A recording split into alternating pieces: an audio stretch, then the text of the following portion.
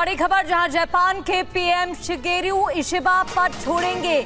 Shigeru Ishiba पद छोड़ेंगे, ये बड़ी खबर है। इशिबा ने पद छोड़ने का ऐलान किया है। राजनीतिक कारणों की वजह से पद छोड़ेंगे। जापानी अखबार एनएचके के हवाले से ये खबर है। ये बहुत बड़ी जानकारी है। इशिबा जो कि जापान के पीएम है, लिबरल डेमोक्रेटिक पार्टी एलडीपी के नेता हैं और उन्होंने अपने पद से इस्तीफा देने की घोषणा की है।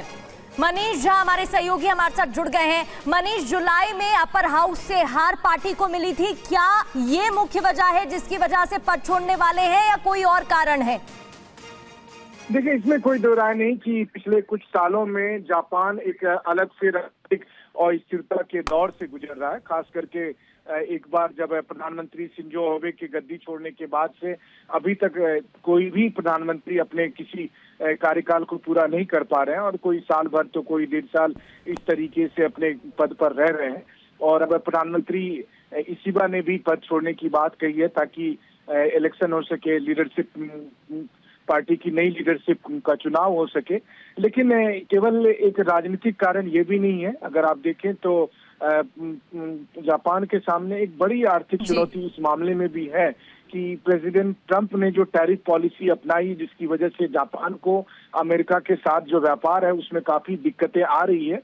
और पिछले दिनों जब जापान के जो मुख्य ट्रेड नेगोशिएटर थे वो अमेरिका जाना था और उन्होंने अचानक अपनी यात्रा जो है सो वो रद्द कर दी थी, तो जापान और अमेरिका के बीच का भी जो संबंध है वो काफी उथल पुथल वाला स्थिति में अभी चल रहा है, जिसका प्रभाव वहाँ के राजनीतिक कामकाज पर पड़ रहा है। और उसकी वजह से आप देख रहे हैं कि ये राजनीतिक उठापटक हो रही है। तो जाहिर है कि एक तरफ जापान में राजनीतिक अस्थिरता का दौर है, वहीं दूसरी तरफ उनके सामने अमेरिका के साथ जो आर्थिक संबंध है उस पर जो कठिनाइयां आ रही है उसका सीधा सीधा असर सरकार के कामकाज में पड़ रहा है। तो मुख्य तौर पर ये दो कारण है जो साफ तौर पर समझ में आ रहा है कि आखिर में जापान में इतनी राजनीतिक उथल पुथल क्यों मच रही है। बिल्कुल, और इसका जापान की राजनीति पर क्या असर होगा, पार्टी का भविष्य क्या होगा, ये तमाम सवाल। बहुत बहुत शुक्रिया आपका तमाम जानकारी देने के लिए, मनीष, हमारे साथ जुड़ने के लिए।